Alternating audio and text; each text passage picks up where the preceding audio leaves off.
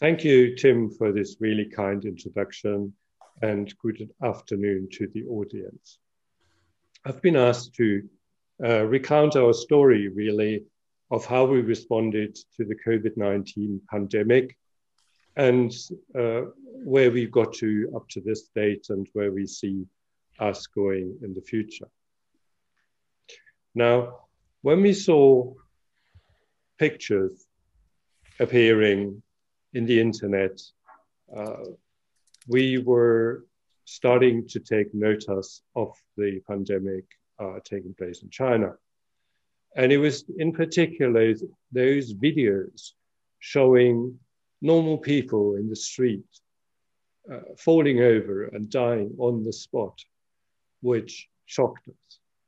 And the only historic stories we could actually relate this to was the sweating sickness of the medieval ages during the reign of Henry VIII and the other Tudor kings. And so when we looked at how we would respond to this challenge, we realized that this was not only the only reference to medieval ages, because the defenses we could put up were very limited. And there were essentially methods that had been available to humans for thousands of years. And the only thing that was 20th century defenses, such as adequate tests to detect infections early, appropriate, effective personal protection equipment, and of course medicines, were unavailable to us. And in terms of medicines, which I have mentioned here, of course, responses from the sitting president of the American states amounted to quackery, suggesting that we use untested, possibly ineffective medicines in our patients and worse. So sure enough, when the pandemic hit us, and we were one of the worst affected areas in the United Kingdom during that first wave, we saw 10% of our 200 workforce fall ill over the course of about 6 weeks.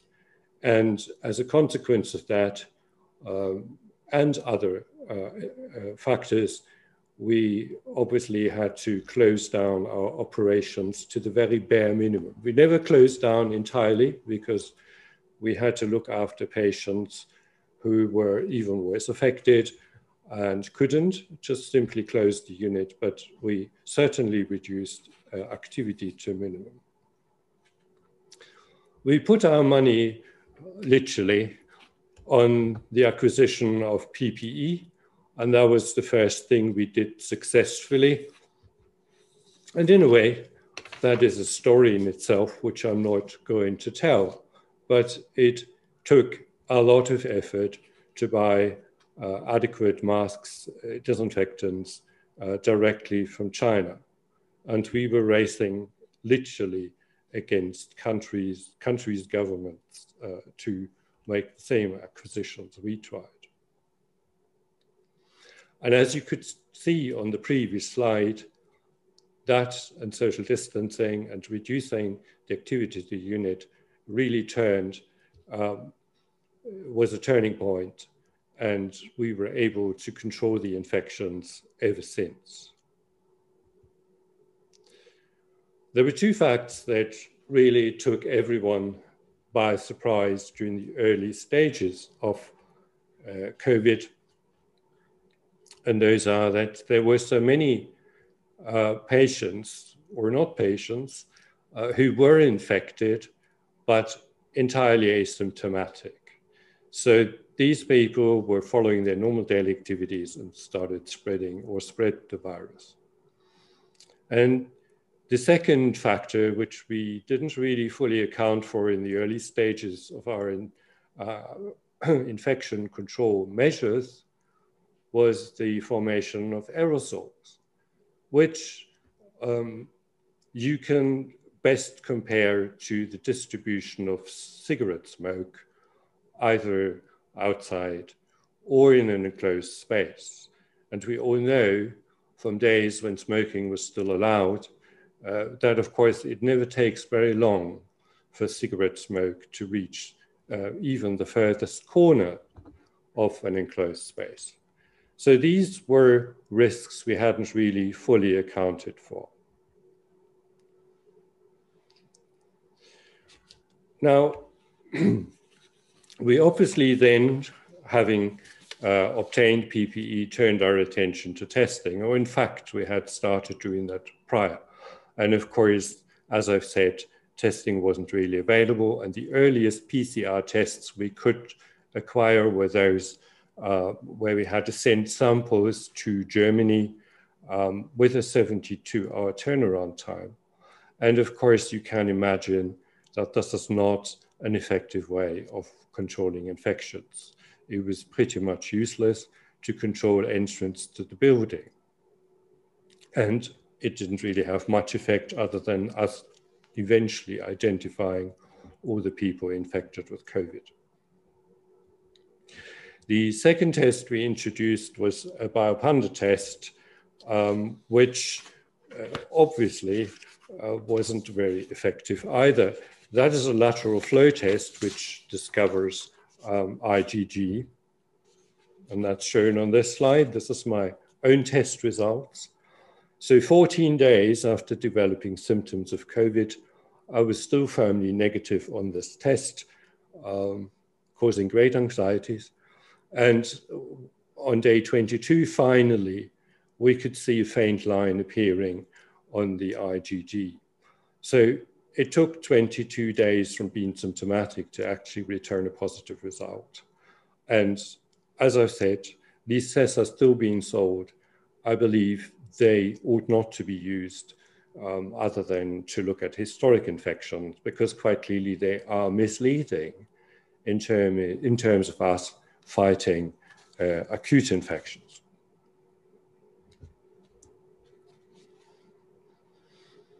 The following weeks, we managed to bring down the timelines of the external laboratory running our PCR tests to about 24 hours, which made it more feasible. And with the development of very complicated algorithms, we were managing to begin to start our clinical operations around the time in June. What you do see here, denoted with the number 3 at the bottom of the slide, is the introduction of a local PCR test. So this was a real game changer. We acquired some Menarini devices with a throughput of 3 tests per hour. So we had to acquire 10 of those to have any chance to test a reasonable number of people over time.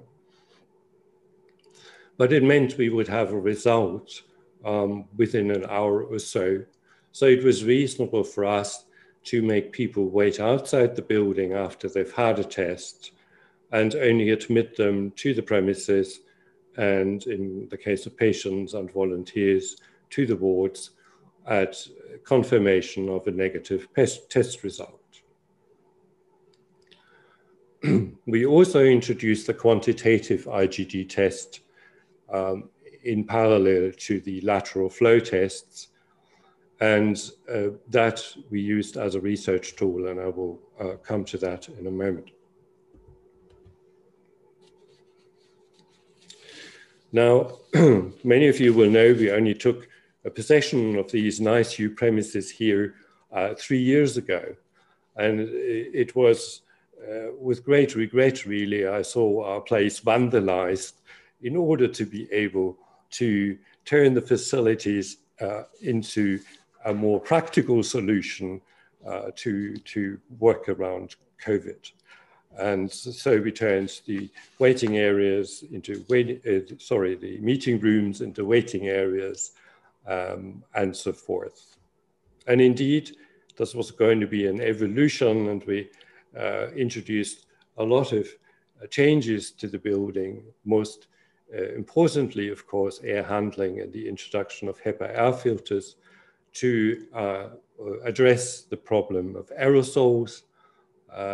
We, however, also had to change wash facilities to make them look more like operating theater-like. Staff recreational areas had to be reorganized because, of course, we didn't want people to be in close proximity eating and presumably talking. We were seriously short of space. We had to find offices for sponsor monitors. It was quite a busy time.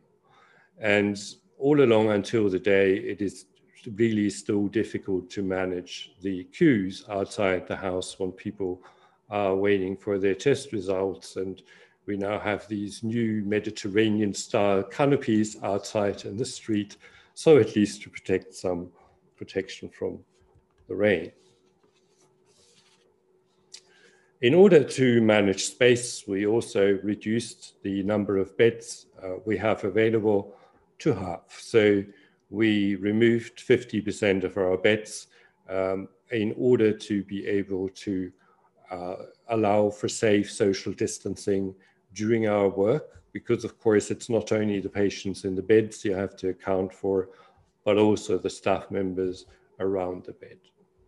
Now, mask wearing, of course, has been and remains to be absolutely mandatory. And of course, that is probably the mainstay of protection, but it is difficult with all infection control measures to know exactly which of those work the best and which ones don't. And the result of this reduction in bed capacity is shown on this slide. So at the bottom, the curve is the rate of infection during the first wave of the coronavirus here in England, in the UK, sorry.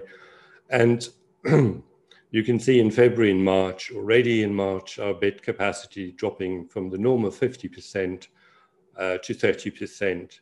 And that was largely due to the fact that we discontinued all the trials which involved any immunosuppressant substances. Rika was the investigator for the majority of these trials, and I know because the United States were, of course, lagging behind in their COVID experience. There were some discussions to be had convincing the American sponsors that it was appropriate to stop these trials. Stop them we did, and of course we did not screen or admit any new patients during this period of time. And then, of course, you see the occupancy numbers going from 2% in April to 0 in May, essentially tapering off the activities. We restarted in June, and you can see the occupancy then rises rapidly to 41%, 85%, etc. And we're aiming for roughly 100%, because of course with half the beds, you have to work those beds a lot harder. And that has presented us with another operational challenge, which keeps our staff very busy.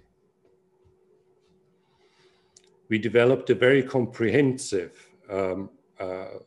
catalog of algorithms, essentially to manage the entire process, but also to give guidance to the entrance staff what to do when patients or visitors or screening staff members, etc., were tested positive, because of course, depending on each individual circumstance, there were always numerous things to consider and how to most appropriately deal with those cases. And as you might recall from the first graph I've shown, there were always a few, 1 or 2 a week, which we tested out as SARS-CoV-2 positive.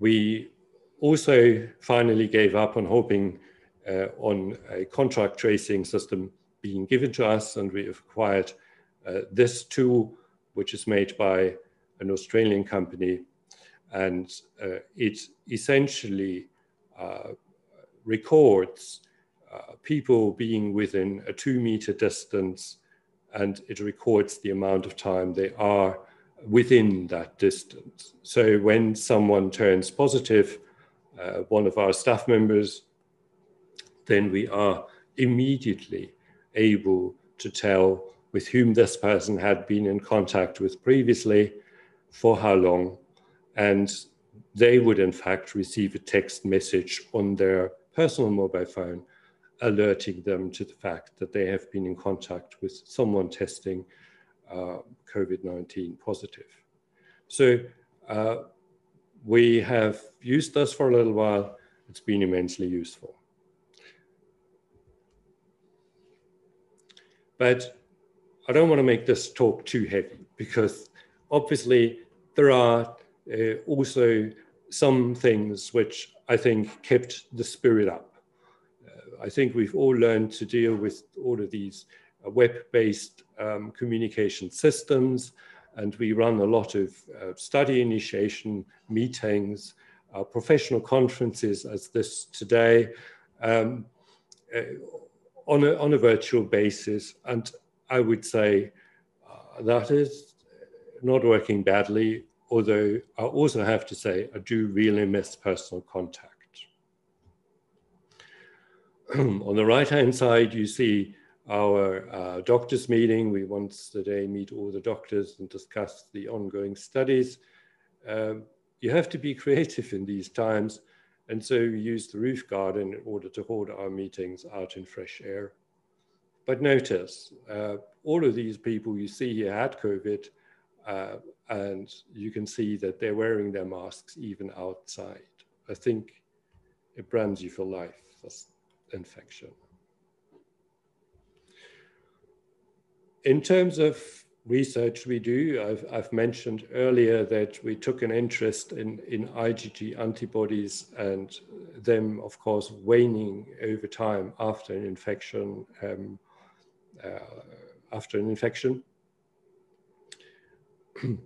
And of course, this is relevant in several ways. In the early days, we believed, of course, that herd immunity would develop eventually, and of course, no doubt it will, but we don't really want to wait the time it normally takes.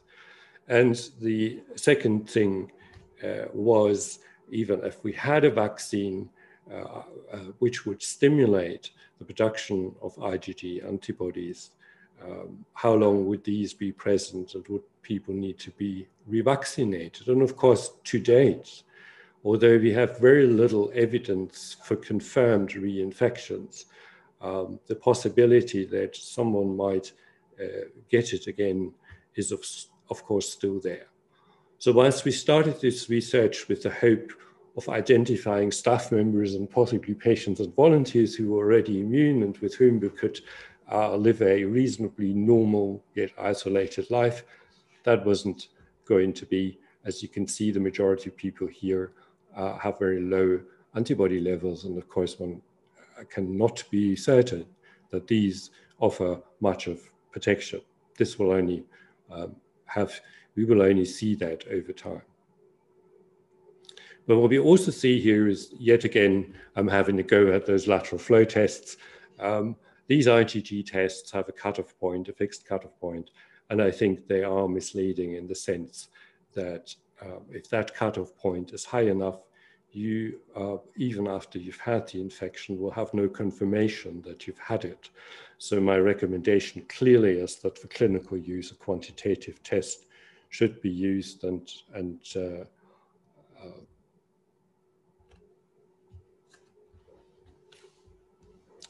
now, we have a connection to Cornell University in the North State of New York, and we reached out to them because we picked up this piece on television where they were talking about their success in controlling the virus. And of course, they have a campus of 28,000 students, 1,600 faculty.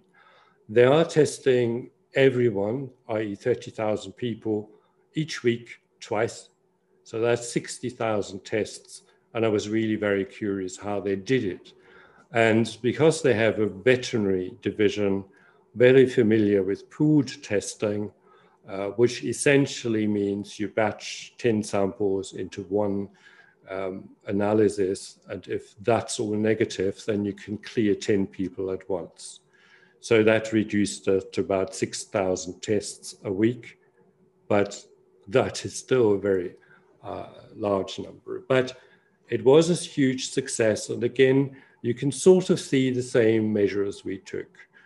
Interestingly, with young students, of course, they needed them to sign a behavioral contract, otherwise they wouldn't be allowed back on the campus. And the rest of the measures are pretty much those we've used, which is ventilation, social distancing, etc.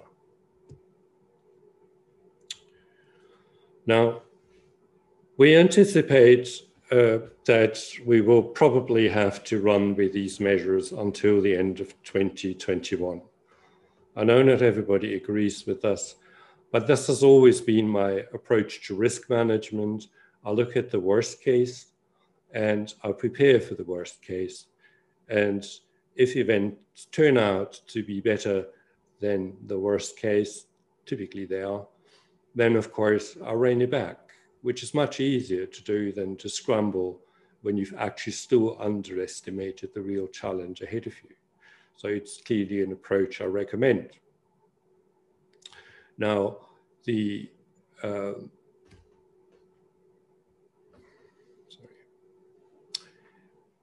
things which are still ahead of us are still plenty. So we, of course, now will be looking at rolling out the vaccine to our staff members, and we are on a quest to obtain those necessary shots. We had or have ongoing discussions as to which we should prefer. I shan't comment on that, but that's an ongoing discussion. We will then have to deal with how we monitor, measure the immunity. And that's still an ongoing issue. And questions such as, should we supply study participants, which in some cases might be a given anyway if they're older patients, but sometimes with younger participants, you might want to consider this. And of course, with a large cohort like ours, we will have to deal with some individuals having an issue with vaccinations and so on. So that we will have to work on. Many of our staff members, stakeholders, have shown signs of mental stress. We try to address this with our HR department, and they've done a formidable job really reaching out to individuals. But because of our workforce now being so dispersed, home-based, etc., it is very hard for us to actually measure the degree to which this causes distress. So I'm pretty certain that this is something we will have to grapple with for some time to come. And we've certainly seen people we've known for a long time struggling with the whole situation a lot. And then I think that's the most positive point about this, the post-pandemic outlook and how we will work and live. I don't have an answer to this, but I think it is something we all will grapple with. And there are certainly some things which I believe might be here with us to stay. Now, on this final slide, I want to give acknowledgements to the many people who've worked with us on this. I've never produced a slide as crowded as this, and I've never listed so many people. And it's of course impossible to go through this in detail. What I'm trying to tell you here is that this has really been an enormous effort of an entire group of people, and it wouldn't have worked if we haven't had support from so many people really engaging and making all this work. And with that, I thank you.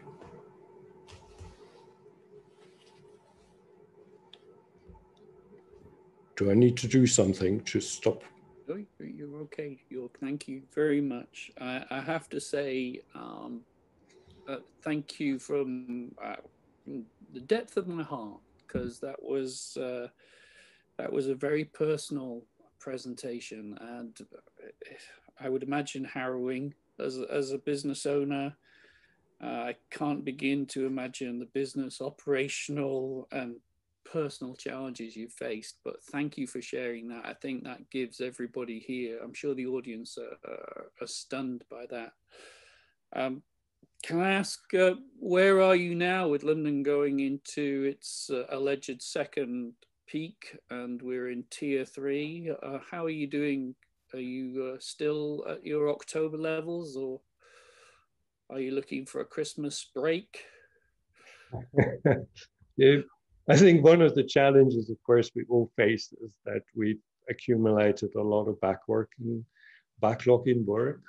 I haven't dwelled on it in the interest of time, but of course, our staff, everyone really has been great in agreeing to bear the extra load. So we now work 7 days a week, round the clock, essentially. There's no more easing down for weekends. And that is, of course, putting a lot of strain on people. However, obviously, we have to manage as a commercial organization. And obviously, we have to somehow get through the various commitments we already have. So many of our patients are in studies for several years. We can't just drop the ball. So for this year, given that there won't be much of a Christmas celebration anyway, I think a lot of people will just carry on working. Amazing, absolutely amazing. Well, having the pleasure of knowing several members of your team, it really brings it home to me. So yeah, thank you again. I think we've got a few moments, but I don't think I've captured most of the questions that have been posted to us. So thank you, Jorg. We're going to have a short break between now and setting the next one up of a minute, I believe. So if we can transfer over to the next speaker. I'm going to corner you at some point, Jorg, to hear more about this story because it's fascinating for me. Thank you.